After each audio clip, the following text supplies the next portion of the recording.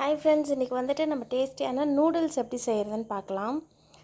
அதுக்கு வந்துட்டு ஃபஸ்ட்டு எல்லா திங்ஸும் எடுத்து வச்சுக்கலாம். நூடுல்ஸ் வந்துட்டு நான் வேக வச்சு அதுக்கப்புறமா கோல்டு வாட்டரில் வாஷ் பண்ணி எடுத்து வச்சுருக்கேன். நல்லா சுடு தண்ணியில் உப்பும் எண்ணெயும் ஊற்றி வேக வச்சிடலாம். அது கூட வந்துட்டு முட்டைக்கோஸ் கட் பண்ணி வச்சுருக்கேன், கேரட் திருவி வச்சுருக்கேன், பச்சை மிளகாய் 2, பூண்டு 4 பல்லு பூண்டை வந்துட்டு கட் பண்ணி வச்சுருக்கேன், அப்புறம் ஒரு பெரிய வெங்காயம், அப்புறம் 2 தக்காளியை வந்துட்டு அரைச்சி பேஸ்ட்டாக வச்சுருக்கேன். அப்புறம் 1/4 டேபிள் ஸ்பூன் மட்டும் மிளகாத்தூள், கரம் மசாலா 1 ஸ்பூன், மஞ்சள் தூள், கொத்தமல்லி தூள் 1 ஸ்பூன், உப்பு 1/2 ஸ்பூன். இவ்வளோதான். ஏன்னா இது வந்துட்டு வேக வைக்கும் போது உப்பு போட்டு வேக வச்சுருக்கோம் இல்லையா, அதனால். இப்போ வானல் வச்சு எண்ணெய் ஊற்றிடலாம். எண்ணெய் சூடானதும் நம்ம கட் பண்ணி வச்சுருக்க பச்சை மிளகாவை ஆட் பண்ணிடலாம். இப்போ வெங்காயத்தை நல்லா வதக்கி விட்டுருங்க. எண்ணெயிலே வதங்கிடுச்சுன்னா டேஸ்ட்டு சூப்பராக இருக்கும்.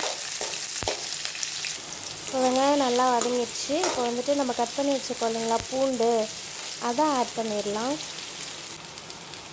பூண்டு ஆட் பண்ணியாச்சு.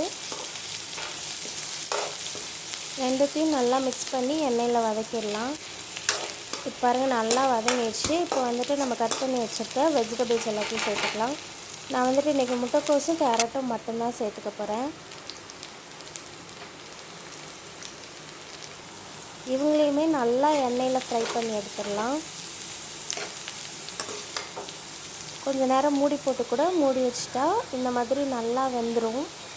இப்போ நம்ம அரைச்சி வச்சுருக்கோம் இல்லைங்களா தக்காளி பேஸ்ட்டு, அதை ஆட் பண்ணிக்கலாம்.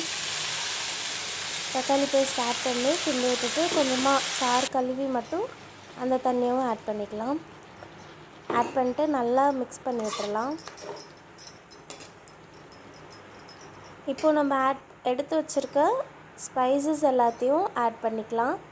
மிளகாத்தூள் வந்துட்டு நான் கம்மியாக தான் ஆட் பண்ணியிருக்கேன், ஏன்னா க்ரீன் சில்லி போட்டிருக்கறனால மிளகாத்தூள் கம்மியாக தான் ஆட் பண்ணியிருக்கேன். இதையும் நல்லா மிக்ஸ் பண்ணிட்டு இங்கே பாருங்கள், இப்போ கொதிக்க ஆரம்பிச்சிச்சு. இப்போது இந்த ஸ்டேஜில் ஒரு தடவை மசாலா எல்லாத்தையும் கிண்டி விட்டுட்டு நம்ம வேக வச்சு வச்சுருக்க ஒயிட் நூடுல்ஸை ஆட் பண்ணிடலாம். நூடுல்ஸ் நல்லா உதிரியாக இருக்கும். இந்த காய் கூட ஆட் பண்ணிட்டோம் அப்படின்னு சொன்னால் டேஸ்ட்டும் சூப்பராக இருக்கும். இப்போ பாருங்கள், நல்லா மிக்ஸ் பண்ணியாச்சு.